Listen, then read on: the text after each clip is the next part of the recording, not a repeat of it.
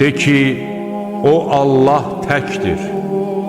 Allah möhtac deyildir. O nə doğub, nə doğulub. Onun bənzəri də yoxdur. Allah, ondan başqa ibadətə layiq olan məbud yoxdur. Əbədi yaşayandır. Bütün yaratdıqlarının qəyyumudur. Onun nə mürgü, nə də yuxu tutar. Göylərdə və yerdə nə varsa ona məxsusdur. Onun izni olmadan, onun yanında kim havadarlıq eləyə bilər? O məxluqatın gələcəyini və keçmişini bilir. Onlar onun elmindən, onun istədiyindən başqa heç bir şey qavraya bilməzlər. Onun kürsüsü göyləri və yeri əhatə edir.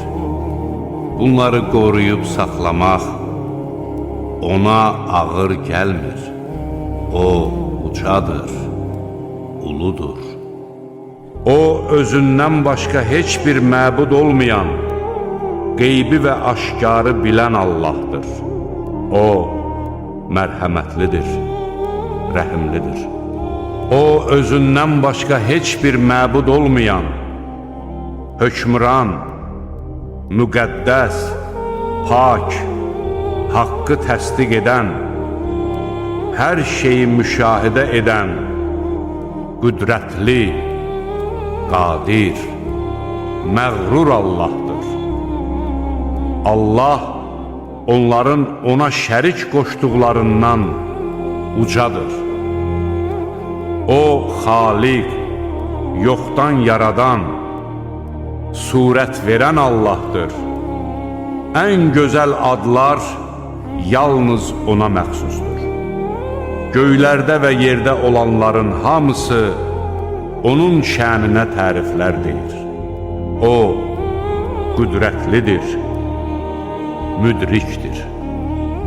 O göyləri və yeri icad edəndir. Onun zövcəsi olmadığı halda övladı necə ola bilər? Hər şeyi o xəlq etmişdir. O hər şeyi bilir.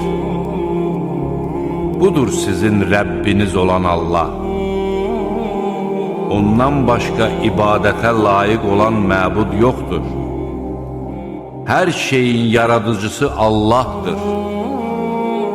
Elə isə ona ibadət edin. O hər şeyi qoruyandır.